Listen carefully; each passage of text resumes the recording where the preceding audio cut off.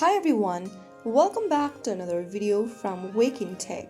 Today in this episode we are going to be learning how to change class name in Google Classroom.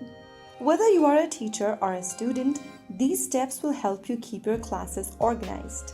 First of all, launch the Google Classroom app on your Android or iOS devices and log into your account. You can also open it up on a web browser and go to classroom.google.com and log in.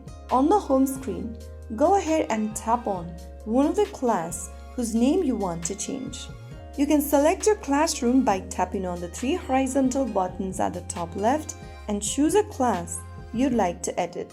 After you have this page over here, click on the gear button at the top right and this will open up the class settings. Now go to class name at the top and then erase this current name and write down a new name you want to change to. After you type down the name, click on Save at the top right to save the change. And that's how you easily change your class's name in Google Classroom. If you found the video helpful, don't forget to like, share and subscribe to the channel. I will be back again in the next video. Thanks for watching.